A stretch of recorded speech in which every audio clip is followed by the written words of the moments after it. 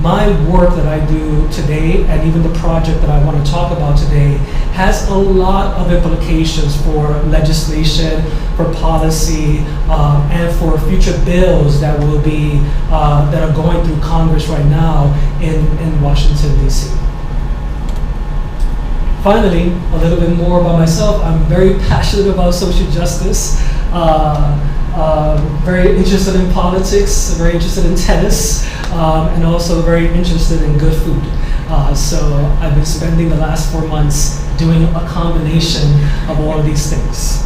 Thank you to Theo for all the recommendations of good restaurants. Thank you.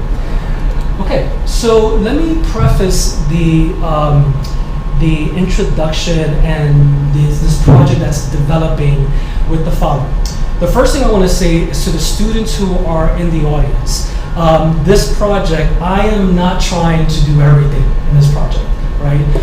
For those of you who have very little or no research experience, I remember when I was a graduate student, when I started as a graduate student, and I'm sure the faculty and the experienced people in here know, you want to do everything, right? You want to solve the problems of the world, you want to study everything, and etc. within one project. That's impossible, right? And it is probably also not good science to try to do everything within one particular project. So my goal here is not to try to do everything.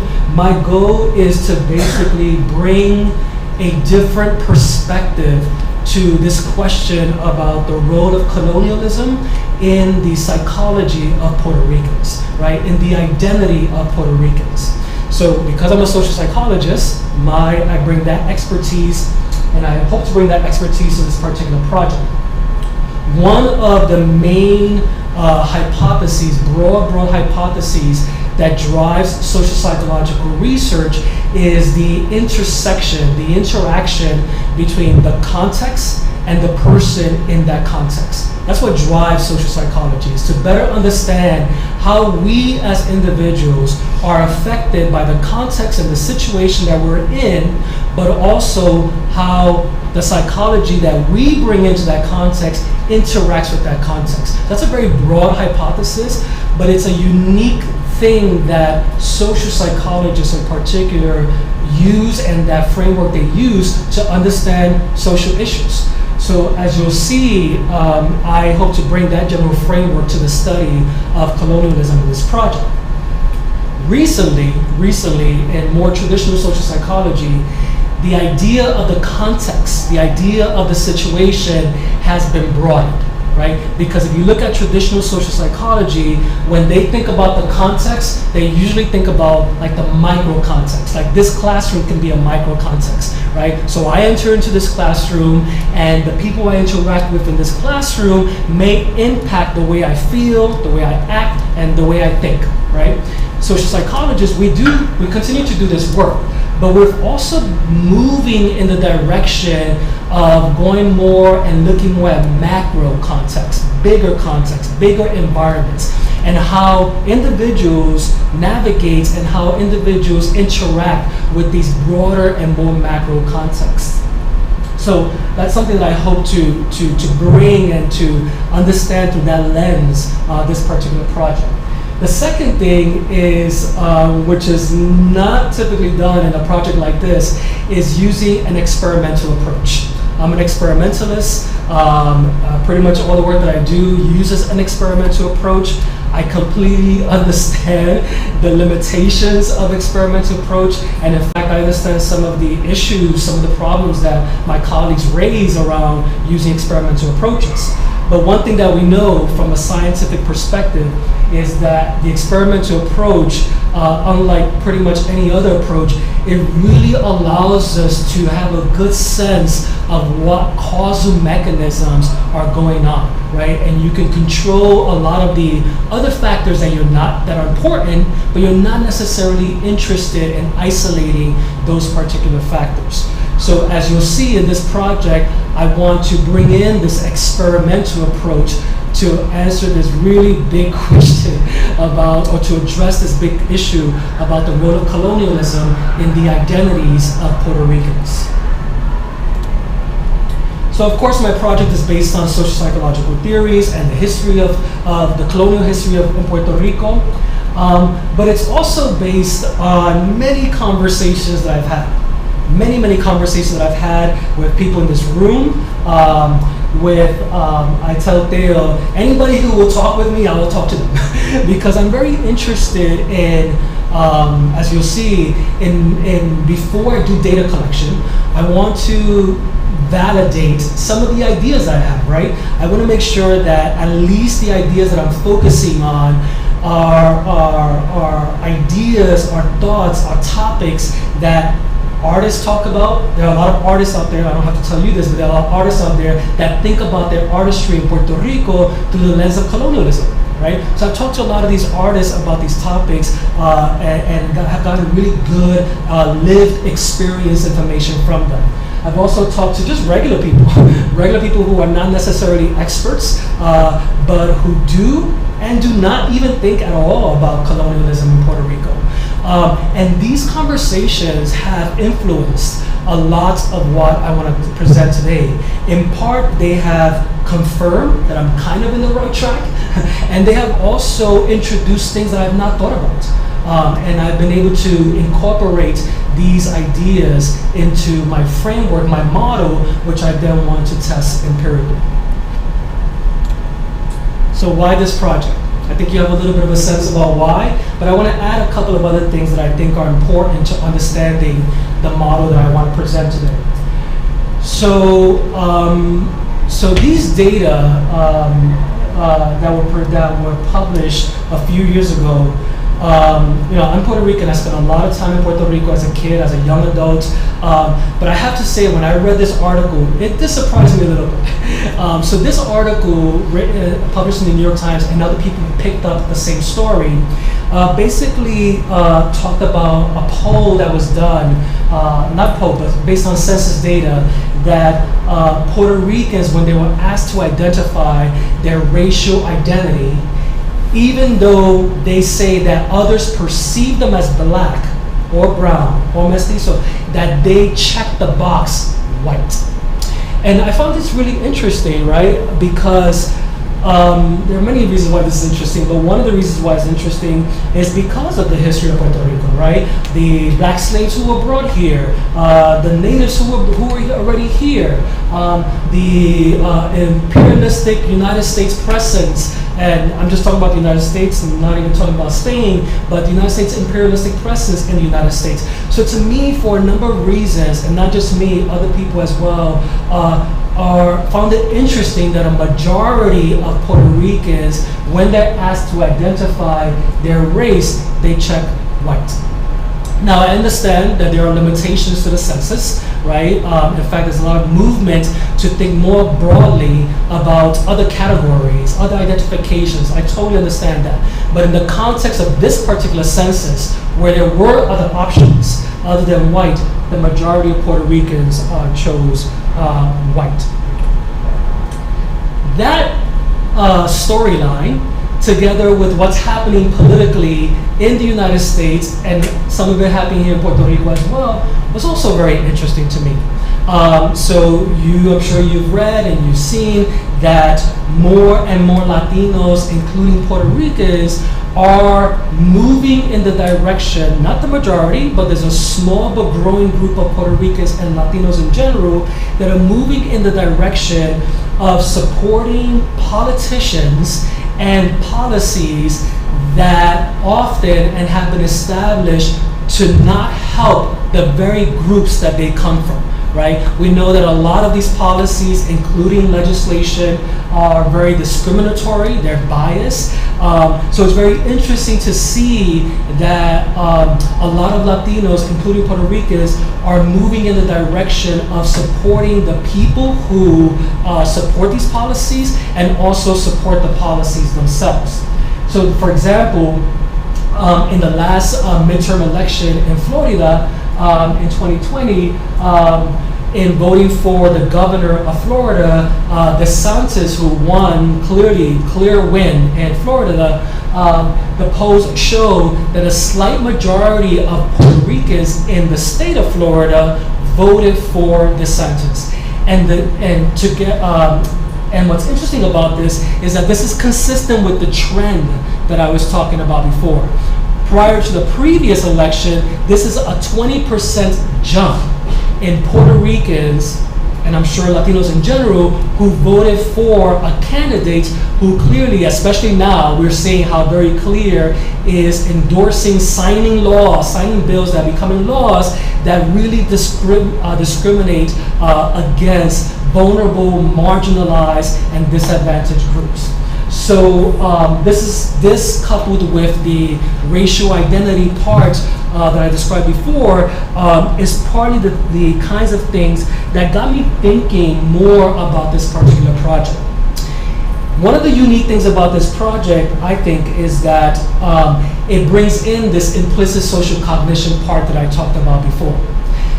All the literature that I read, everything that I looked at so far, no one has integrated this aspect of implicit social cognition into this question of how colonialism in Puerto Rico impacts the psychology of Puerto Ricans.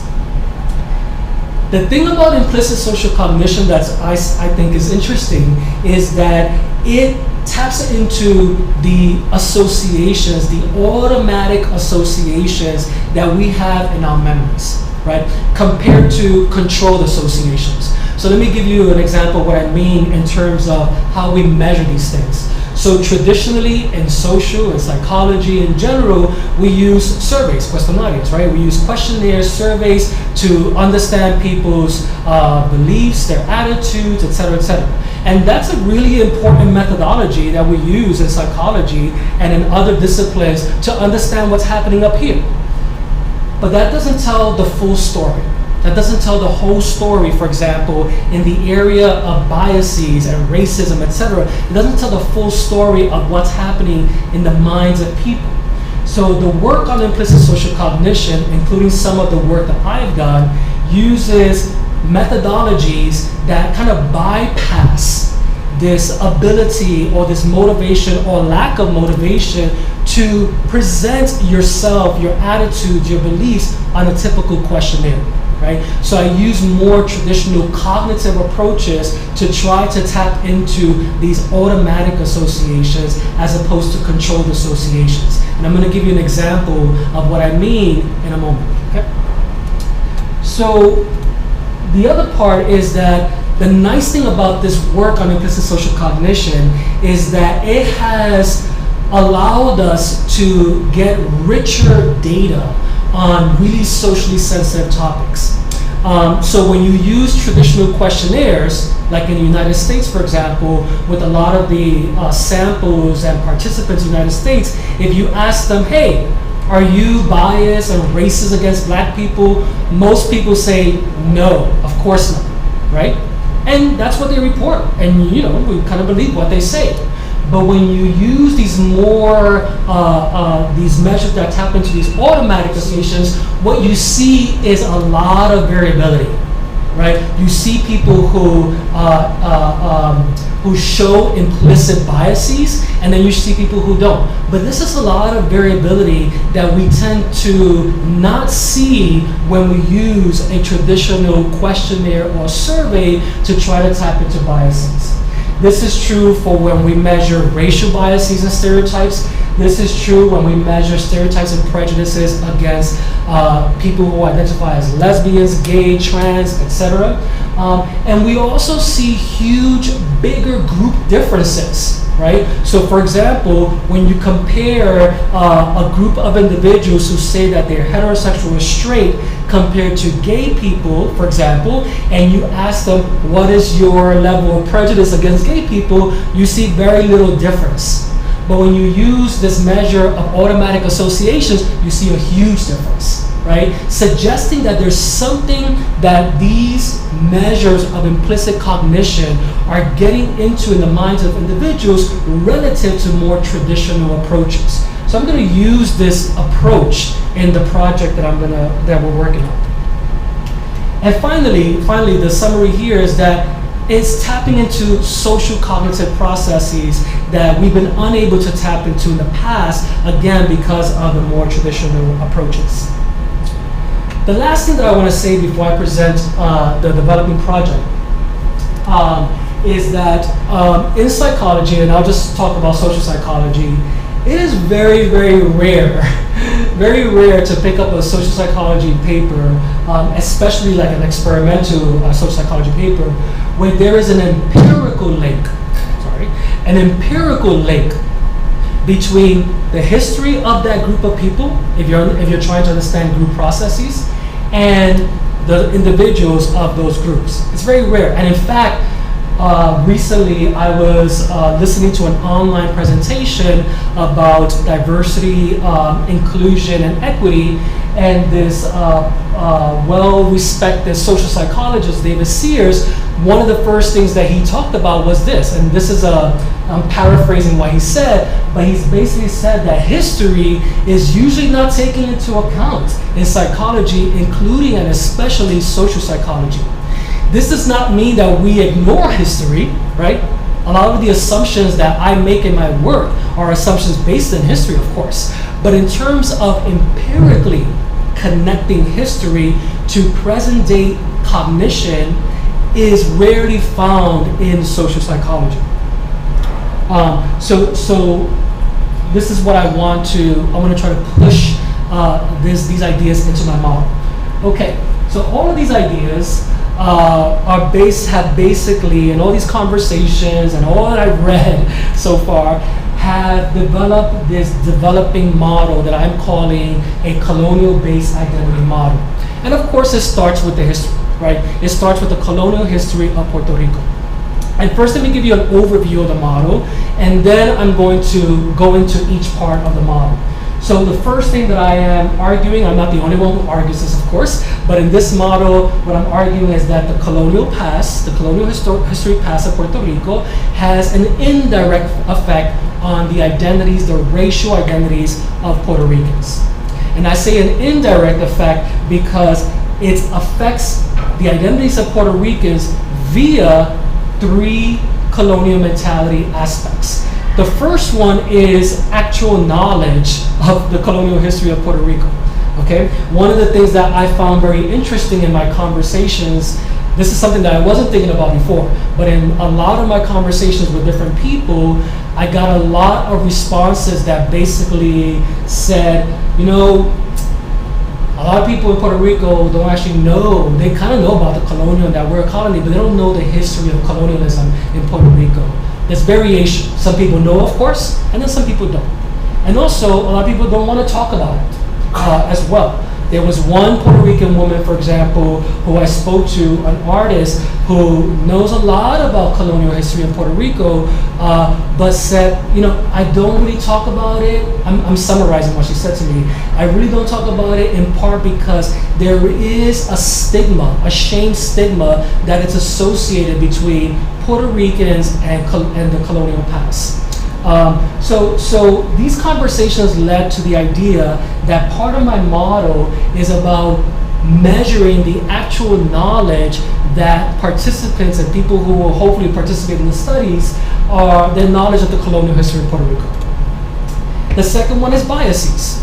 And I'm going to get into this a little bit more, but I want to focus, of course, on implicit biases and also in-group favoritism. The third one is beliefs about the systems that we live in, the economic, the political, the education, the health systems in which that we live in.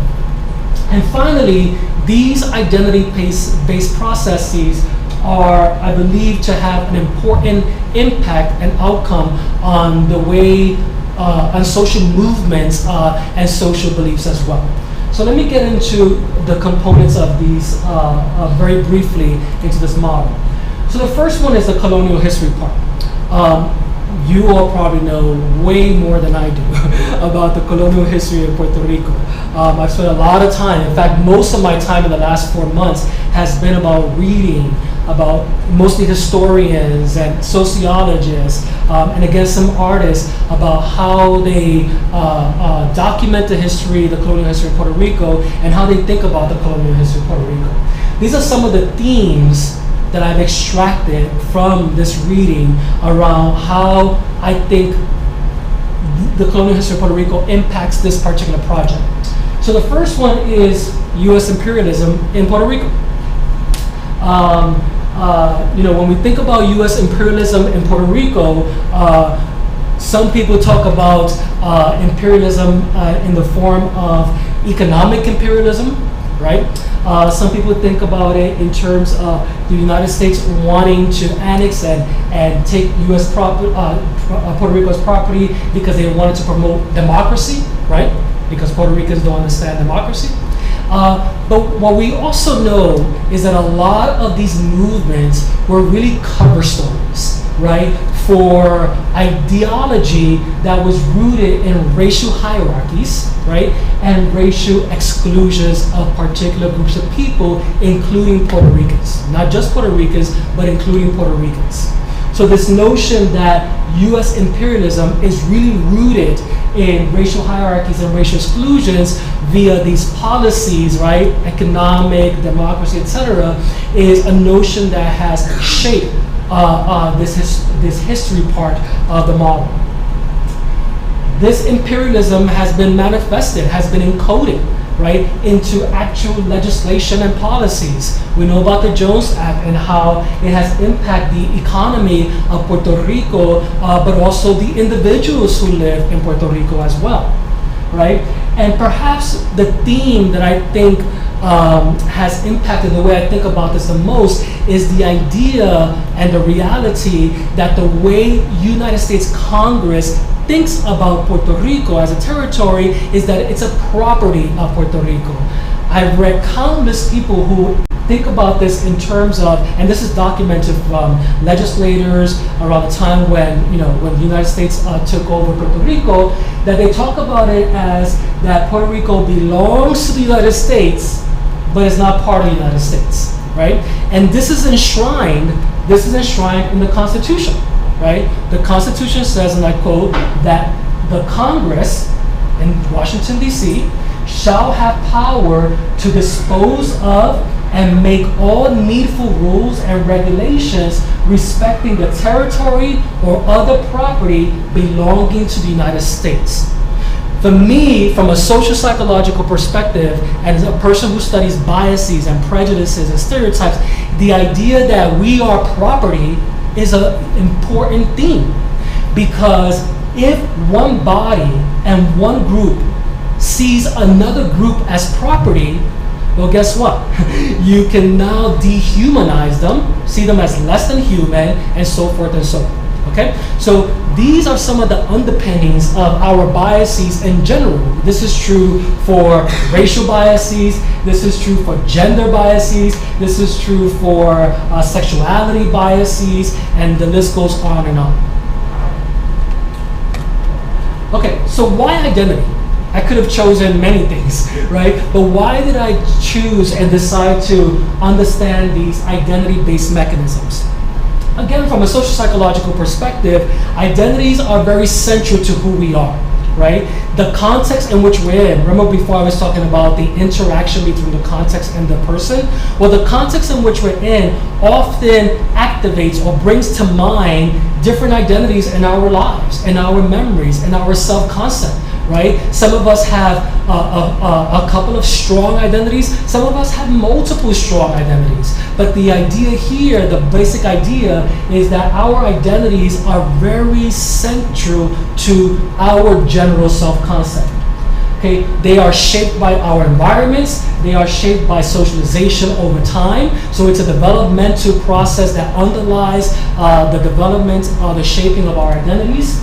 They are also shaped by the groups that we interact. So over time, when we interact with people from other groups, they shape the identities and how we think about ourselves as members of our own group. But even our own group, intra-group interactions also affect our identities.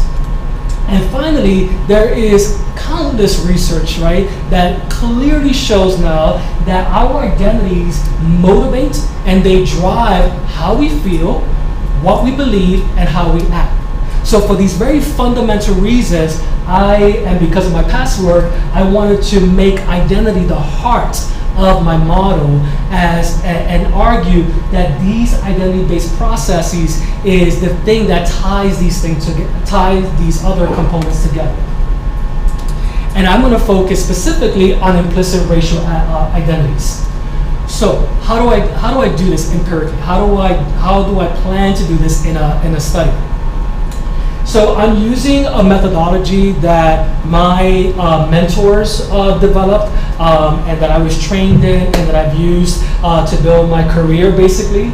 And it's a methodology that is called the Implicit Association Test, or the IAT. It is a methodology that is inspired by cognitive psychology and also has very clear neuropsychological underpinnings that drive the behaviors in this methodology.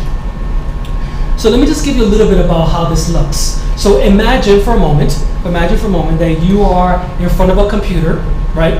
You see the monitor and you have a keyboard, and the researcher or the assistant says, you're going to see a couple of things on the computer, and your task, your job, is to just basically classify and categorize different stimuli and different things that you're going to see on the computer.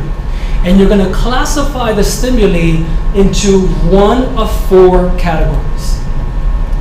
So in this example, there are many examples I can give you, but in this example, you have the categories me, not me, and you also have the categories black and white, okay?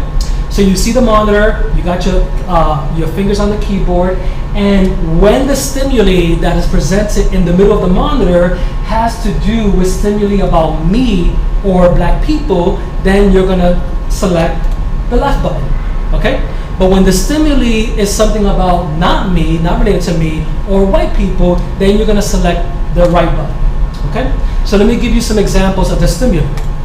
So you can have, for example, the word me, very simple, that has to do with me, so I'm gonna click the left button, okay? Or a white face. Oh, okay, that's white, I'm gonna click the right button. Others, that's not me, I'm gonna click the right button. A black face, I'm gonna click the left button. Okay? And what people do in this task, they do this multiple times with different kinds of stimuli. And around in the middle of the task, the categories on the top, they switch. So now, as opposed to not me or black, you have now me or black on the left side and not me or white on the right side. And then they do the same thing. Me, white face, others, black face. And what we have shown over 20 years using this measure, this type of measure, is that people have these automatic associations. It looks very different depending on who's doing the task, of course, right? But for our purposes, and here I'm very interested in the automatic associations that individuals have between me and white versus me and black. Why am I interested in this? For all the reasons I talked about before, right? In terms of the stories and the theories and etc. that I explained before. So I want to link this to these 3 components. So again, knowledge is essentially facts about U.S. Puerto Rico colonial history. Okay, why is this important? Well, this is important for many reasons, but from a social psychological perspective, the research shows that people who have less historical knowledge are more likely to reject the past and reject the impact that the past has today. We're seeing this more and more today. One of my PhD students is working on a project on this topic around critical race theory and the teaching of racism in the United States. And we're seeing very clearly that one of the determinants, one of the predictors, one of the important factors that shapes support or lack of support for the teaching of history of racism in the United States is less knowledge. Okay? So clearly the knowledge that one has in this case about the colonial history past of Puerto Rico can be very important to this overall process. So for example, these are some of the questions I'm thinking of putting in the questionnaire. What year did the United States annex Puerto Rico? What is the name of the law that hurts Puerto Rico's economy and increases Puerto Rico's cost of living? The Jones Act, okay? So for biases, I want to look at two things. The first thing that I want to look at is in-group favoritism. And this is the basic idea that as members of a group, whether they are real groups, I'm Puerto Rican, right, or fake groups or imagined groups, like when we do lab experiments, we randomly put people in one group versus the other based on a coin toss, based on rolling of a die. So whether it's a real or fake group, there is research clearly showing that we tend to favor our own group over other groups, even when you control for every other possible thing that can affect group judgments, okay? The second thing that I want to look at in biases are implicit stereotypes, and I'm going to show you what I mean by that in one moment. The reason why I want to look at biases in this process is because there is, perhaps some of you are familiar with social identity and self-categorization theories, which basically show that our identities are tied to in-group favoritism, right? And it's also tied to the stereotypes of our groups, right? So when our identities are activated, when our identities are at the forefront of our minds, we are also very much aware, because of socialization, because of the history in our particular environment, we are also aware of the stereotypes of our groups. So I'm going to use the very same method I talked about before, but here, as opposed to putting me or not me, I'm going to put the categories of Puerto Rico and the USA, and here, when they do this task, it's going to be things like Puerto Rico, and again, whiteface, and America, and the United States flag, and black people, again, a black person, the Puerto Rican flag, and so forth and so on. So this same task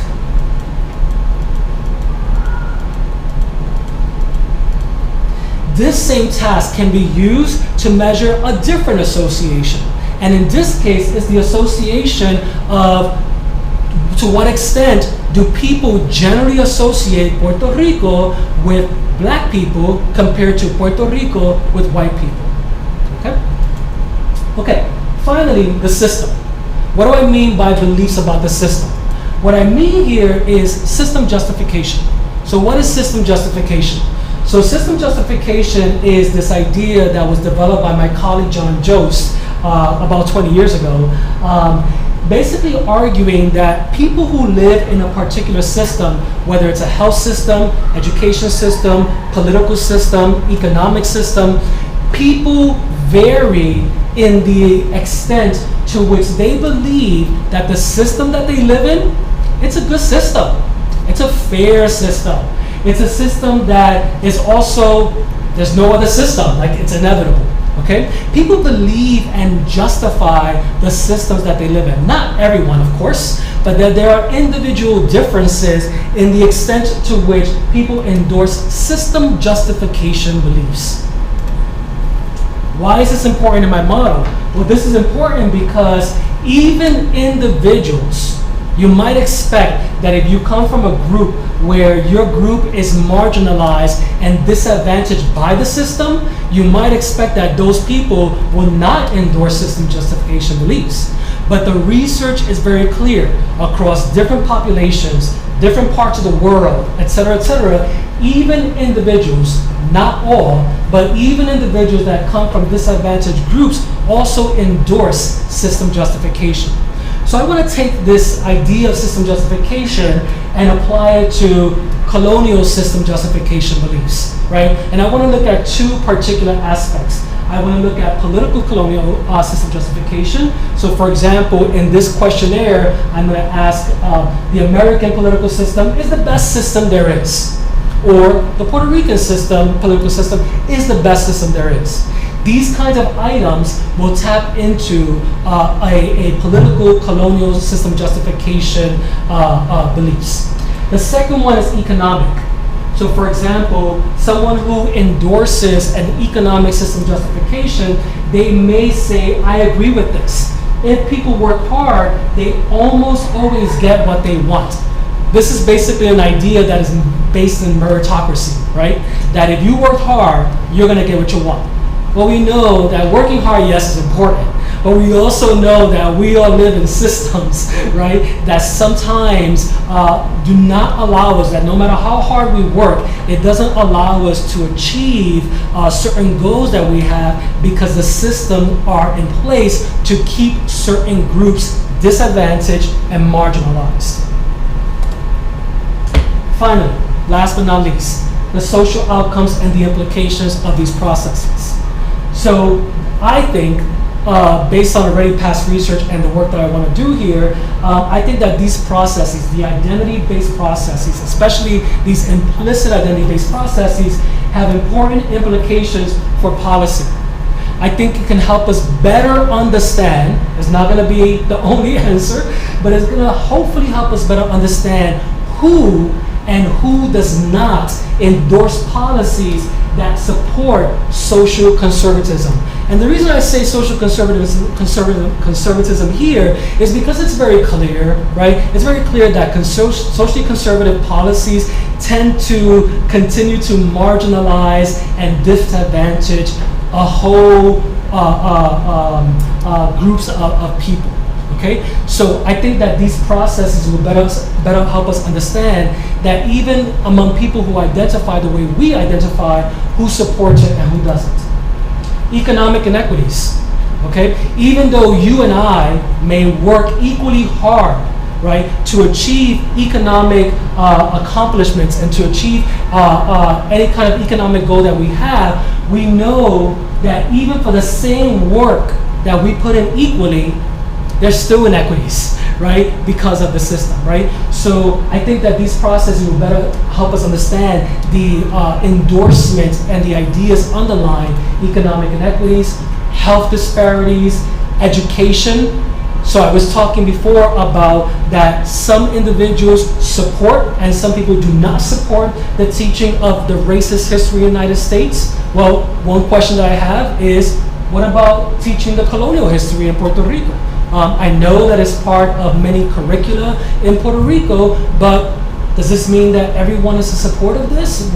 And how does this relate to these processes? Okay, so what's next? What are my goals? So I have two major lofty goals. I always try to reach for the stars. I never get them, but I always try to reach for the stars. So the first big goal that I have is I want to establish that these constructs that I want to measure are valid and reliable constructs, right? So using the scientific method, I want to establish the reliability and the validity of these measurements. I know that some of these measurements already exist in the literature and some of them do not. So I'm going to bring in these measurements into this test. And it will enable me to do an initial test of this model. So that's the first broad goal. The second goal is to take this into an experimental setting, right? To be able to manipulate experimentally one of these three, or a combination of these three colonial mentality factors, the knowledge, the bias, and the system piece, to see what is the impact that it has on these automatic associations, these identity-based automatic associations. So these are my two broad empirical goals for this project. I'm also going to measure other things like, what's the political affiliation of Puerto Ricans, what's their position on the PR status, statehood, etc. So I'm going to measure those things as well, but these are kind of secondary measures to what I want to work on. So the next steps for the projects are, I'm currently taking all of these ideas that I presented today, and I'm developing a theoretical piece, a theoretical paper, hopefully for publication. So that's what I'm currently working on. Data collection, looking at, because of this guy right here and that guy right there, hopefully data collection will start in August of 2023. And I'm also, I just want to talk a little bit about this. I'm also hiring up to two student research assistants to help me with the project. We were able to get a grant, an award to fund this work. So hopefully there are some students here who are interested in this project, who would like to get the research experience here, and also get paid for helping also with the project as well. So if this is something that you think you're interested in, please talk to me after or email me. Thank you.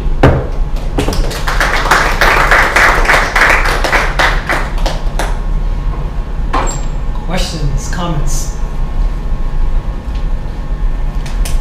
And please feel free to ask them in Spanish. Sí. Así que, primero de todo, muchas gracias sobre ese espacio mucho. Un poquito más alto. Sí, ahora me escucho. Sí. Sí, no, muchas gracias. ¿Verdad? Estaba invirtiendo en construcción identitaria. Quería preguntarle si, ¿verdad? Sabemos que por identificación racial, la vida de identificación, no veo un enfoque de la psicología, por investigadores como Franco, también se están creando unas escalas de la vida de vida. Quería preguntarle si en el momento de usted recopilar en la data, va también, ¿verdad?, como investigador a recopilar tal vez un datos sociodemográficos de estos sujetos, tomando en consideración, por ejemplo, que una persona evidentemente blanca, pues tal vez no se identifique como esto, como esto con el caso de los sexos, pues esto va a distorsionar o puede tal vez crear un bias en lo que son las construcciones de estas personas. Solo le quería preguntar si no se ajuste también y va a recopilar unos datos sociodemográficos de la persona para hacer esas comparaciones. Creo que entendí la pregunta. Okay, so the quick answer is yes. So let me just go back a little bit here. So part of the project, again, is that I am going to collect data around demographics. And part of the demographics are, in this demographic, I'm imagining that it's going to be some very traditional measures of how Puerto Ricans identify, right? Identify as a negro, identify as a mestizo, as blanco, etc. And I'm interested to see if there are group differences in terms of what people tell us, right? In terms of how they identify with members of the group and these different measures here, to investigate group differences as well. That's definitely an important part of the story. The thing that I want to highlight for sure, so I completely 100% agree with that. The thing that I want to highlight here is that in the identity literature, there are two ways to think about identity. There are many ways to think about identity, but two of the ways in which people think about identity and through the social identity framework is that people categorize with one particular group, meaning that on a traditional demographic questionnaire where you have to select I'm white, I'm black, I'm mixed, I'm mestizo, etc. That is a way to tap into the single category that a person identifies with.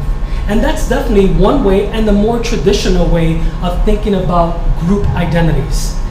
The other way, however, and I will argue is a more rich way, is to look at individual differences within those categories, right? So if I think about my Puerto Rican family in the United States, right, and I ask my nephews and my nieces, and now my great nephews and nieces, if I ask them, hey, you know you're Puerto Rican, right? They're like, yeah. How important is that to you?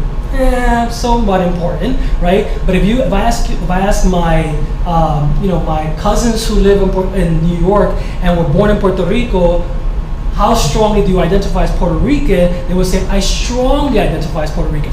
So the point there is that there are these categorical ways of identifying with one's group, and there's also subjective ways of identifying with one's group.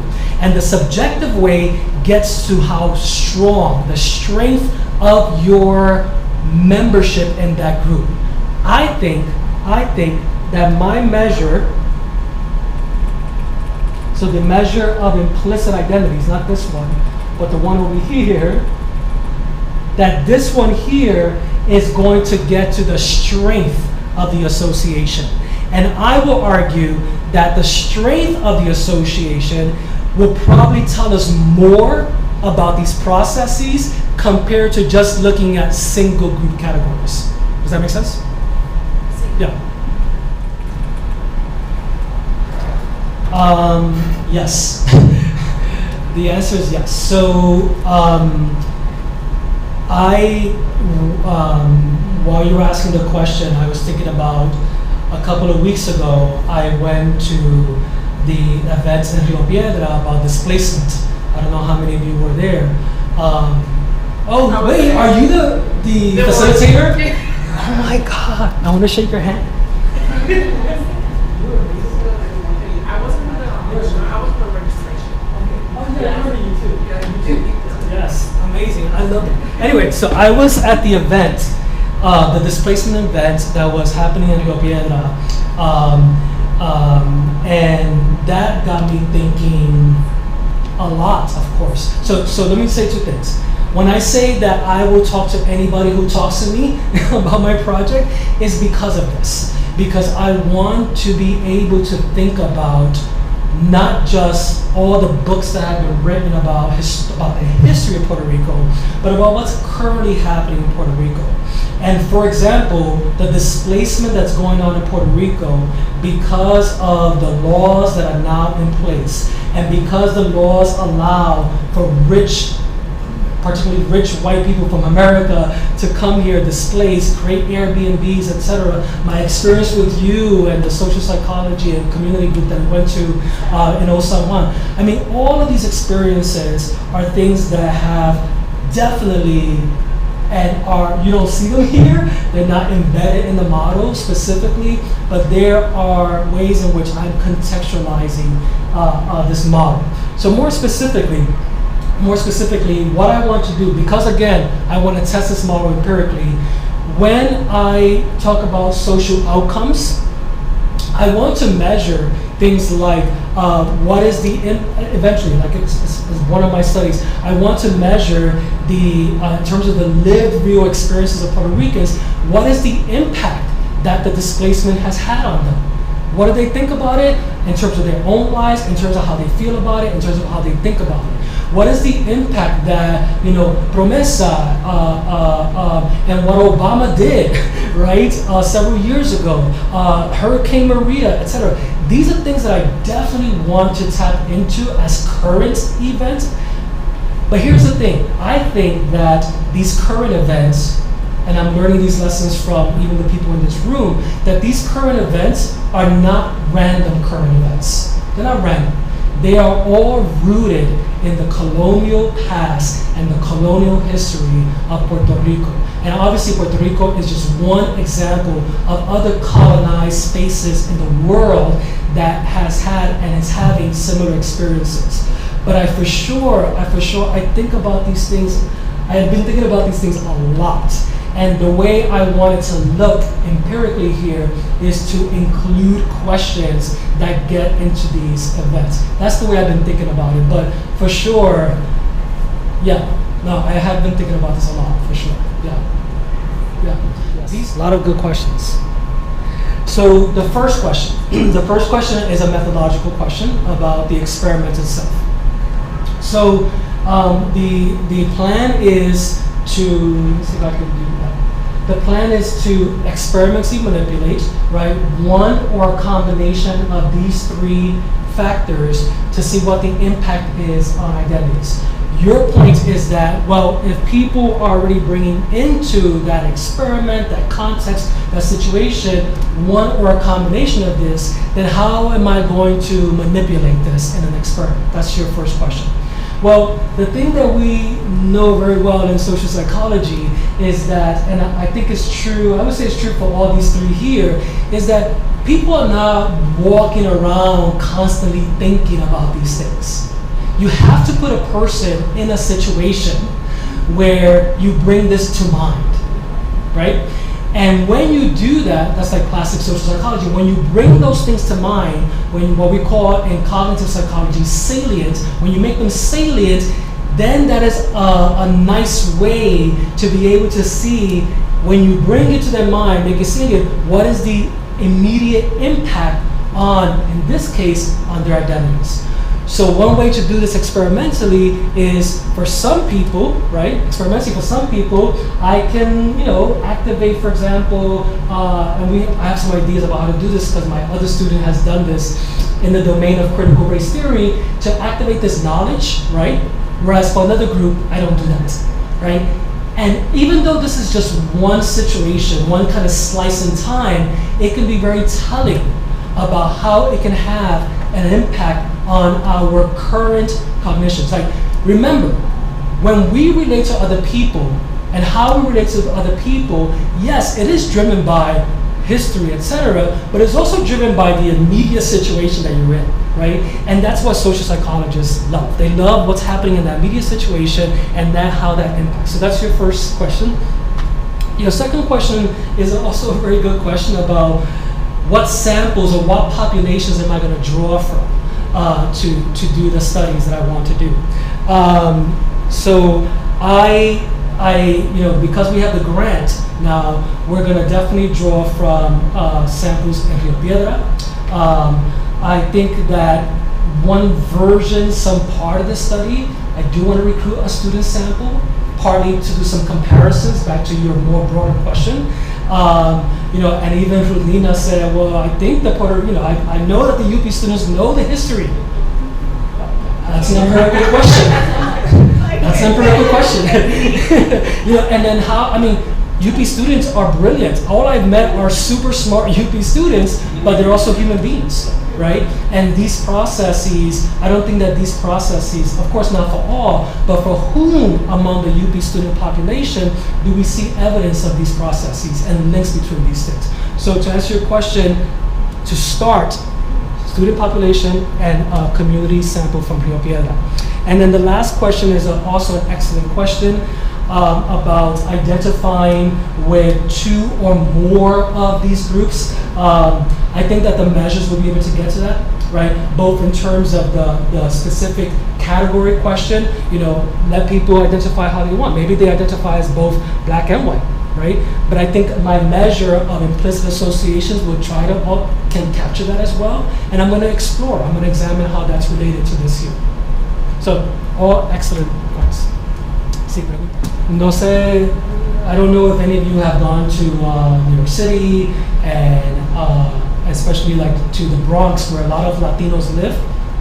There are public housing that's named after Betances, the same Betances. And growing up, I'm like, oh, that's Betances, that's Betances, that's Betances. I honestly didn't know. I didn't know about Betances until shortly before I got here.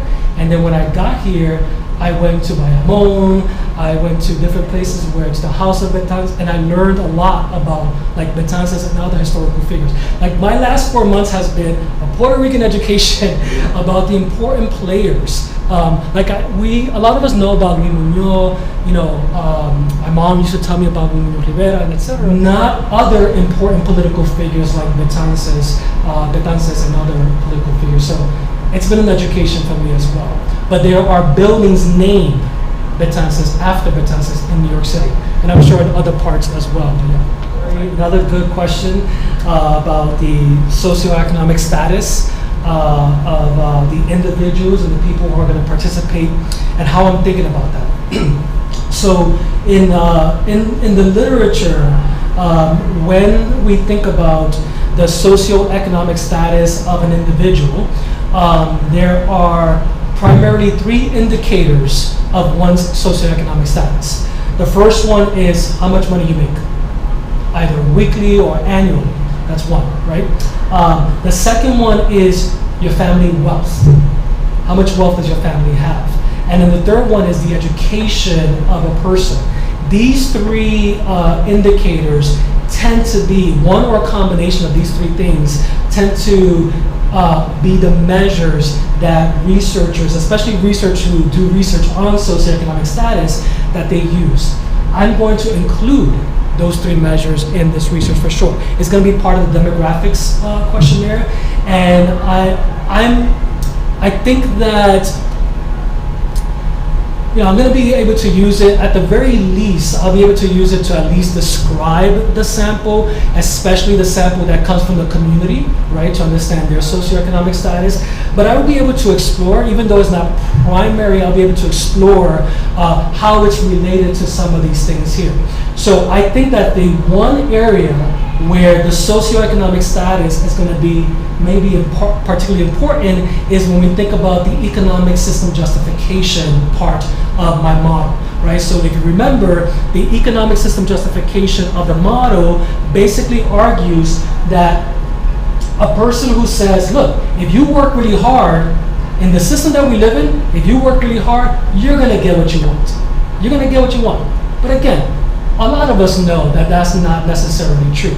The people who endorse that tend to be people who already have a lot of wealth, right? Not that they make a lot of money necessarily today, or not necessarily that they have a lot of education, but that they were born into family wealth. We could talk about a lot of names, like the former president, for example, of the United States. But the point there is that because that experience of people who are born into family wealth, they understand and they believe that wealth and economic prosperity is something that you just have to put a little bit of effort in and it's yours. But a lot of us know that that is not necessarily the case. And in fact, John Jost, who's done a lot of the work on system justification, shows, to your point, a very good point, that there is a correlation between those who are higher in socioeconomic status and those who endorse economic system justification. It's not surprising, but it's interesting that those two things are correlated. So in terms of my study, yes, I'm going to measure socioeconomic status. I'm going to explore it, and I'll see how it's related to this model. That's an excellent point. The question is, have I seen the measure of Puerto Rican specific colonial mentality measure? So I've seen that one. I've seen one, it may be very similar to this one. There's one, for example, that talks about the colonial mentality of Filipinos. So there are these measures out there that tap into like 4 to 5 different factors of mentality. You may notice that some of those factors overlap with some of the things that I'm saying here. I've thought about it. I'm still thinking about it. But yeah, so I have thought about it, and I may include it in a future study. My primary goal here, and the different thing that's different from that work, which is important work, is the implicit stuff, right? Is the implicit social cognition, which those measures, I'm curious to know. The reason why I may include them is because I'd be curious to know if those measures are correlated with these implicit associations. I think that's a legitimate question to ask. We'll see. There's a lot.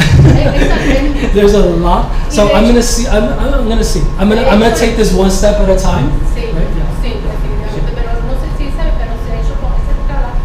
Se hizo trabajo con el proyecto Identities. Entonces esta escala se trabajó sobre un trabajo en todo Puerto Rico, más de 1,000 personas, así que está estandarizada en ese sentido. Y hubo una correlación bien grande de lo que estaba diciendo sobre colonialismo interiorizado y educación y el nivel de pobreza o de ingreso. Y se ha utilizado también en una tesis de la Escuela de Trabajo Social, se utilizó con legisladores.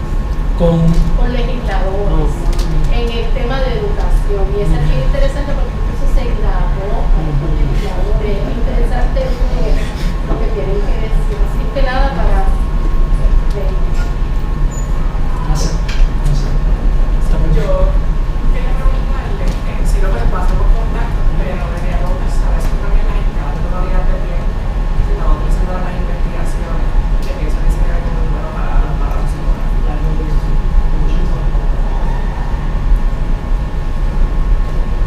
Sabemos que hay clases, si alguien tiene una última pregunta para contar con continuidad.